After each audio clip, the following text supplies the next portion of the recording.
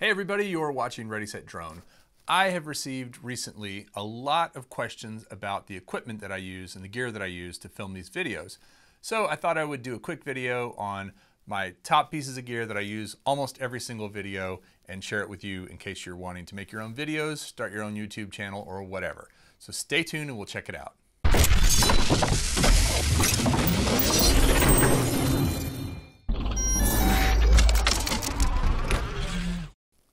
So the first piece of gear that I use all the time is the Panasonic Lumix FZ300. I actually have two of these cameras because I bought the first one, liked it so much, I decided I needed a second one. And it's worked out really well. I use the one for my wide shot, my kind of master shot, and I use this one for close-ups. Now this is a 12.1 megapixel f2.8 Leica lens on this camera. It is not an interchangeable lens, but it is a zoom lens that goes from 25 to 600 millimeters, which is a pretty extreme zoom. It does shoot 4K, and the reason this is great for this type thing is this flip around screen right here. You can flip it around, you can do the selfie shots with it, you know, just kind of if you need to walk around and do this sort of thing, you can actually see yourself on it, which is really nice. It also has the external mic jack, so you can plug an external mic into it like I've done here with this Rode mic to get much better audio than you would get if you were shooting with just the camera mic. It's such a big improvement that I highly recommend it. It is water and dust resistant, and the best part about this camera is it's actually only 450 bucks.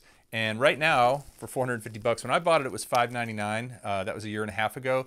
For 450 bucks, you can get it with a bunch of extras, including a 32 gig card, carrying case, bag, spare battery, a whole bunch of other stuff. I'll link that below.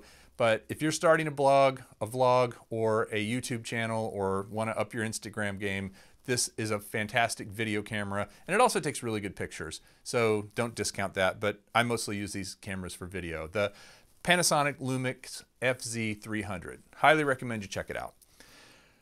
The second thing that I'm actually even more excited about, because it's newer to me, is how I record my audio now.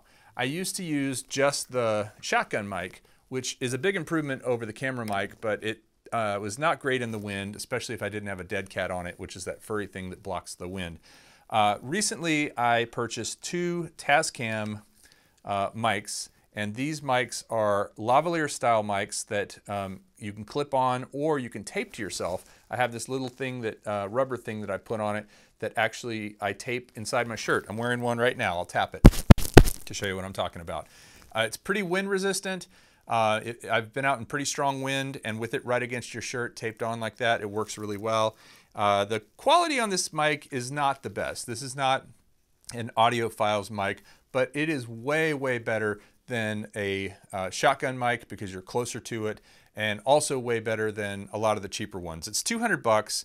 Some other features I like about it are the screen is just super easy to read and easy to understand.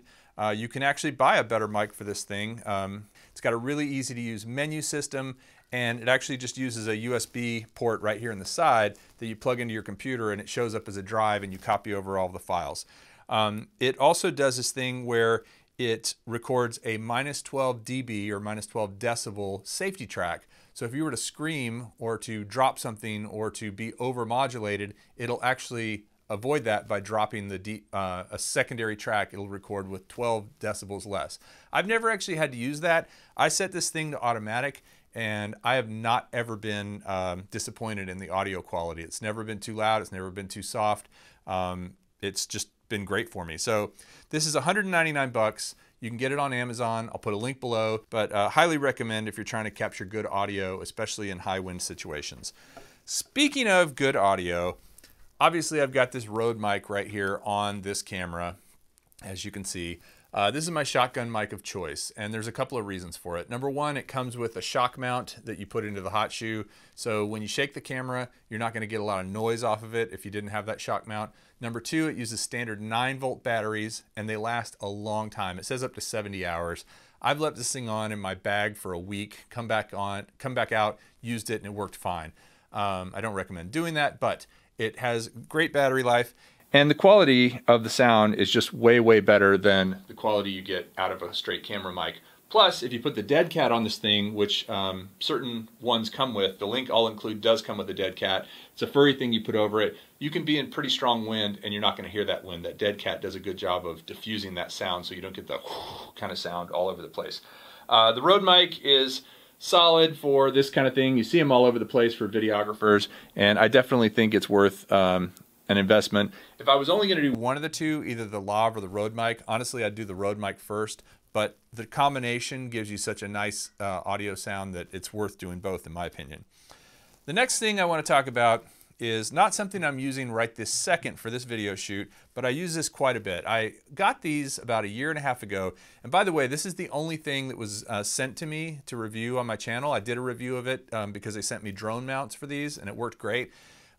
Everything else I bought, the microphone, cameras, etc. But this is the Lume Cube. And the Lume Cube is a little cube that has an LED that will shoot a 1500 lumen light out. Now, it's actually adjustable. This is the lowest setting. As you go through, it gets brighter and brighter and brighter and brighter. It is daylight balanced, which means that it doesn't match the lights I have right now, which are actually tungsten balanced. But when I use this thing, I mostly use it outdoors, and I mostly use it as a little fill light. Like if I'm in a shadow or something and I want to put a little extra light on my face in that shadow, I'll use the Lume Cube. I also have used it on my drone, and then a lot of times I'll also use it for product shots. So like if I wanted to kind of brighten up this microphone here, you can see I can do that with the Lume Cube. It's very versatile. It has a USB port charger. The battery life is pretty good. I've not had an issue with these running out on me during a shoot. I usually charge them up right after each shoot, so I've never let them go all the way dead. It also has a tripod mount, 1/4-inch tripod mount on the bottom, which is very nice. And it has an app that you can use. So with the app, you can actually control this with your phone and Bluetooth. So if you want to be able to brighten or dim it and it's in a weird place and you don't want to have to climb up there to get to it, the phone app works great for doing that sort of thing. Oh, and by the way, it's waterproof. You can take this thing, I think, down to 30 meters and still use the controls, and I think it'll go to 100 meters before it has problems. This USB port on the bottom, there's a plastic bit that you turn on, or that you put on and screw in back here, and that actually makes it waterproof. So Lume Cube, it's a little bit pricey. It's 175 bucks for one of these. And like I said, when I first got it, I used it on a drone and I wasn't sure what else to do with it. But recently I've been having a lot of fun with it. I've also been using it a bit on Instagram to create some cool effects. So, worth checking that out. The next thing that every videographer and or drone pilot and or pretty much human being these days needs is some sort of a power box. Something that they can actually use to power up their devices when they're traveling, when they're outside, when they're in a car and they don't have one available. Now, the reason I like the Zendure A8 is because this thing is a beast. It is 26,800 milliamp hours. Just to give you some perspective on that, most of these type boxes are 6,000, 10,000 at the most.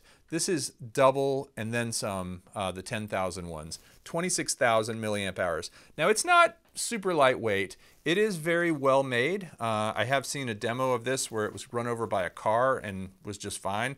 It's super solid. It doesn't feel like you're going to have any trouble if you drop it or anything like that. It has 4 ports, and the ports have different amperage going out. So you can charge things at different speeds depending on what the device is. The bigger the device, the more amps you want to use generally, like an iPad or an iPad Pro would use a bigger device than, say, a small phone.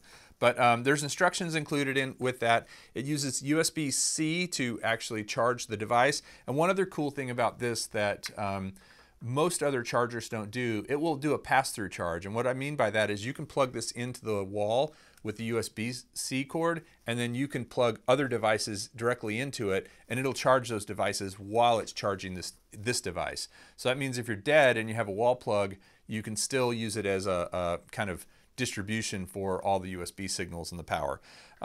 It's 99 bucks. It's huge capacity. Like I said, 26,800 milliamp hours is unheard of in a box this small. As a matter of fact, I have a couple of bigger ones that are less than that.